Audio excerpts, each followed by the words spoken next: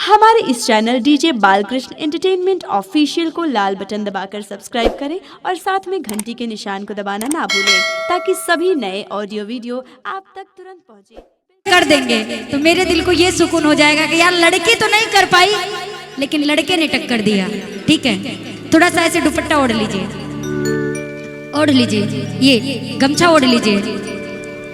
कलाकार एक जोरदार ताली इनके लिए हो जाए। और गाना कौन सा है पता है? अरे बाप रे, जितना हमार दादी लोग बड़ी ना, अगर तू लड़की होता ना तो अपने लड़का से जबरदस्ती ब्याह करा देती कि इतना निमन पतो कहाँ मिलत। कैसे? आइए के पनिया भराना को जावे गोरी चुनर संभाल के चुनर संभाल के चुनर उड़ाई के चुनर संभाल के चुनर संभाल के चुनर संभाल के चुनर उड़ाई के। और कैसे जाती थी पानी भरने के लिए? थोड़ा वो चलने वाला बीट दे दो आप लोग, चलने वाला खाली।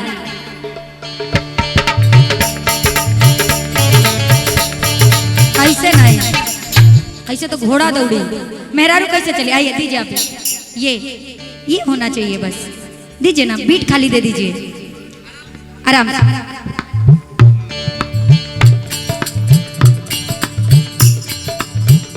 ताली बजाओ भाई आप सभी लोग, क्या बात। आइए पनिया भराना को जावे गोरी चुनर संभाल के, पनिया भराना को जावे गोरी चुनर संभाल के, चुनर संभाल के चुनर उड़ाई के, चुनर संभाल के चुनर उड़ाई के, पनिया भराना को जावे गोरी चुनर संभाल के, पनिया भराना को जावे गोरी चुनर संभाल के।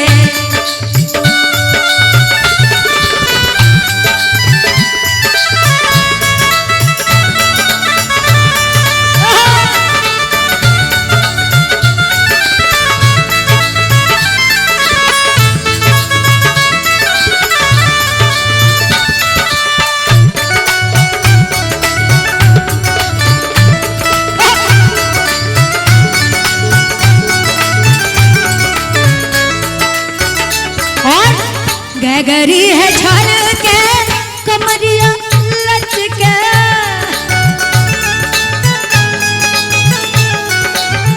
गगरी है छल के कमरिया लच के, गगरी है छल के कमरिया लच के। और पीछे हाँ पीछे हो पीछे पड़े हैं सारे लड़के गोरी चुनर संभाल के, पीछे पड़े हैं सारे लड़के गोरी चुनर संभाल के।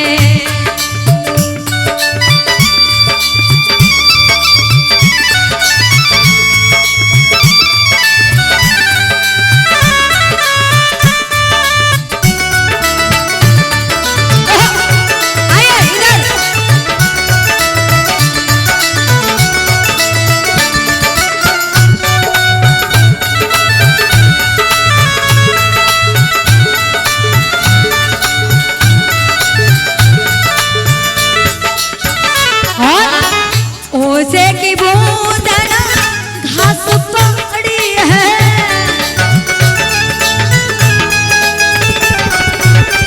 ओसे की बूंदना घास पड़ी है, ओसे की बूंदना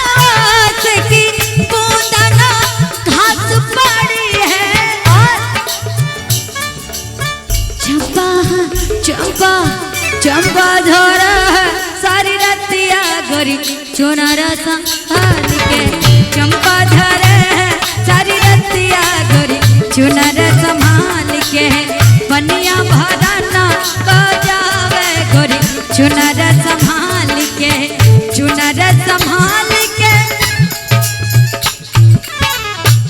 नयका मॉडल का मेहरारू बनबू का? ये नयका जमाना का मेहरारू बनी। एक्चुअल में हैं तो ओरिजिनल मर्द, लेकिन क्या करे, औरत वाला कैरेक्टर में कब तक रहे, है कि नहीं? आपको पता है औरत वाला कैरेक्टर कौन कौन को किया है?